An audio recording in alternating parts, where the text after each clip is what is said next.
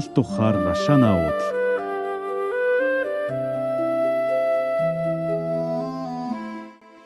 Миний бизнес аяллаа үед нэгэн болсон явдлын тухай ярмаар санагдлаа.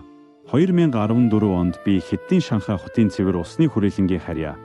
Цэвэр усны тоног төхөөрөмжийн үйлдвэр дээр Чойрын гүний усны лабораторийн шинжилгээний бичгийг танилцуулсан юм. Би тухайн усыг цэвэршүүлж ундны ус болгох боломжийг лавллаа. Тэгээд энэ манай хамгийн муу ус. Хужир ихтэй хүн уудаггүй. Одоо мал лүүнийг уудаг. Яаж цэвэршүүлэх вэ гэж асуув. Гэтэл үйлдвэрийн дарга усны найрлага орцыг үдснээ дуу алтан арайчтэй. Энэ усны найрлаганд цинкийн агуулмж өндөр байна гэлээ. Би цочирдан цинк гэдэг нь тийм л их хүчтэй хор юм байх та. Энэ усны дээж авсан худгыг хаах хэрэгтэй юм байна гэж бодож байтал үйлдвэрийн дарга. Энэ ус бол маш ховор аршаан байна. Хүүхдийн ой ухааныг хөгжүүлж сэргээхэд маш их хэрэгтэй.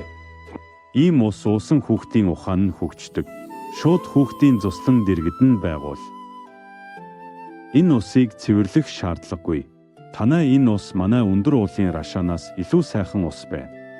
Харин Хятадд газрын гүний ус маш их бохирдсан. 5,000 жил ногоо тарьж газрын хөрсийг эргүүлсээр байгаад хүн уучих усгүй улаан хормог газрын хөрсөн доороос гардаг. Монгол орны минь хөрсөн доор алтч байна. Эрдэнэсч байна. Аршаанч байна.